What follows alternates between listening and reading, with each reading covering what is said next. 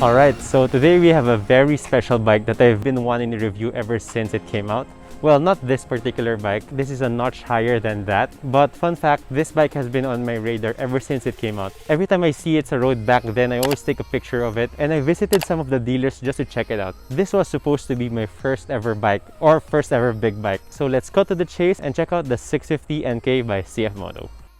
Like I said, before I got into motorcycles, before I even got my Yamaha XSR, the 400 NK was the bike that I really wanted. And as you all know, I never really ended up owning this bike. And one of the main reasons why is because I never really thought I'd use the 400cc big bikes to enter the expressways. I mean, if you think the 400 NK is good, then the 650 NK is better. It's got a much bigger engine, better tires, better suspension, a different kind of fairings or decals on this, and I prefer the blue on this over the 400 NK. So before we start reviewing this bike, let's first address the differences that it has with its younger sibling, the 400 NK. Alright, so for starters, we have a full-colored TFT display here over the digital display on the 400 NK. And I gotta say, this is a really straightforward display from CFmoto. It's very simple and everything is laid out accordingly, so it's easier to read even at night because I never really had a hard time with this display at night. So you have your two buttons here. You have a select button to toggle between the trip meter and the total kilometers traveled. You also have your brightness button here, so it goes all the way up to 5 levels. So you'll never really have a hard time seeing all the displays on your cluster.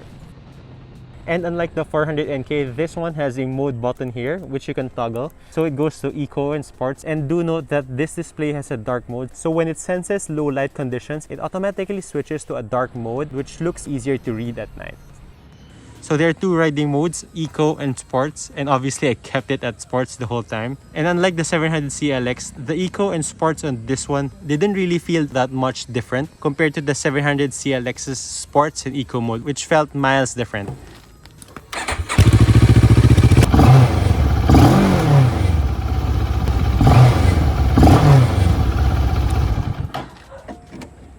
Also, all bikes come with full LEDs, but the 650 NK has this brighter projector type compared to the plain old LEDs of the 400 NK. Moving on to the sides, they actually share the same claddings or fairings. The only difference is the type of blue that this 650 NK has. So it has a lighter blue and it has a different decal on the side fairings. And sadly, both bikes doesn't come equipped with adjustable front and rear suspension. And in my opinion, it's a little bit too bouncy, but still comfortable nonetheless. As for the engine, both come equipped with a liquid-cooled twin cylinder. So even the 400 NK has twin cylinders, just like in the 600 NK. But obviously, this bike punches more power. It pulls quicker and way faster than the 400 NK. And I think it's partially because of its weight. I feel like the 400 NK is a little bit too heavy for that engine. But once you pair it with the 650 NK, then everything balances out. So with a 650cc engine, the weight to power ratio is way better compared to the 400 NK. Because most of the complaints on the NK series lineup is its weight down below here. I mean, you can't really feel the weight once you're moving, or especially in the highways. I feel like this bike is really good on highway. It feels planted, it feels really solid. It wouldn't even budge even when there's trucks overtaking you on the skyways or on the expressway. So I really think the weight plays a really big factor on this bike. For a 650cc engine, the weight balances out, but for a 400cc engine with this much weight, that's where most of you guys start to complain. Down here, both bikes come equipped with dual channel ABS and dual disc brake systems in the front by J-Huans, just like the ones in most of their CFmoto lineups like the CLX. But on both bikes, my most favorite part has got to be the tank. As you can see, my legs wrap around the tank nicely and snug fit. I'm 5'7.5" and it fits this tank perfectly. I can corner relatively easily despite its weight, and overall it's really just a joy hugging this wide bare metal tank when riding. As for the hand controls, we have premium materials all around, just like any other CFmoto brands. So on the left, you have your low and high beam. Beside that is the mode toggle switch. So we have sports mode and eco mode. Obviously, I kept it at sports mode the whole time. We also have the horn here and the left and right turn signals. Up here is the passing light. On the right side, we have your kill switch and the hazard switch. The build quality is really premium. The plastic materials are of good quality and even the rubber grips. This one even lights up at night, but if there's one thing that I'd change, it would probably be the side mirrors. I feel like it stands out way too much. I would most probably put bar and side mirrors here, so it would complement the bike even more. and these pair of polished metal clutch and brake levers. I still prefer the 400NK's matte black levers, so I'll probably swap this out with those. But yeah, everything here looks really cohesive. Everything feels good. I really think the CFmoto could have priced this a little bit higher and would still probably get away with it. I just really wish that they've added front adjustable suspensions, but other than that, for the price, you really can't complain about this bike. Riding comfort wise, as aggressive as it looks, it's really not that uncomfortable. It's very upright, so you're not really hunched forward like most naked bikes. I'm 5'7" and it fits me really nice. I can see why most Filipinos love this bike because of its low seat height. This seat in particular is really wide and comfy, but obviously the same cannot be said on the back because they'll have to sit a little bit higher than the rider. Other than that, everything checks out and it's really a complete package.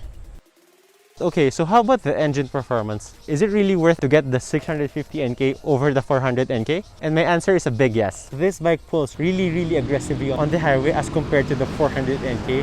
While I was riding it, it kinda reminded me of the 700 CLX. It almost has the same power and same torque, but in a more refined way. The 700 CLX felt a little bit more husky or rough compared to the NK 650, but on a long straight road, I'm pretty sure the 650NK is equally as fast as the 700 CLX. I've tried the 400NK before and I can really tell the difference. And for 100,000 more, I'll definitely go with the 650NK because it's more future-proof and you wouldn't have to upgrade anytime sooner. And like I said in the start of this video, both bikes share almost the exact same weight and all that weight is located down below. So you can't really feel all that weight when you're riding it, or surprisingly even when you're on a standstill. But you only really start to feel the weight once the bike leans at a certain angle. For example, when parking, that's why most NK buyers drop their bikes on mostly parking lots.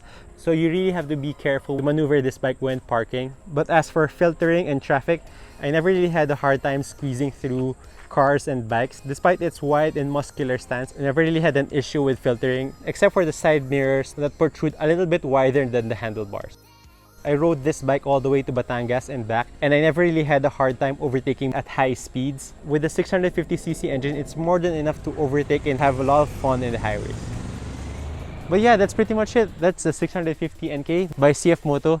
It's no wonder why this is one of their most successful bikes. And after riding it for a week to Batangas and back, obviously on sports mode, then I really start to understand why a lot of beginner and advanced riders like this bike so much. I mean, I can't really say anything bad about this bike. It looks really good, it's priced really good, it performs really well as a daily, especially on highways. So yeah, aside from the weight, which for the 650NK is a better weight to power ratio, I definitely recommend you guys getting the 650NK over the 400NK. So yeah, that's pretty much it. A quick review of the 650NK. And if you want to see more photos of the NK400, definitely follow me over at Instagram. So I'll see you guys in the next video.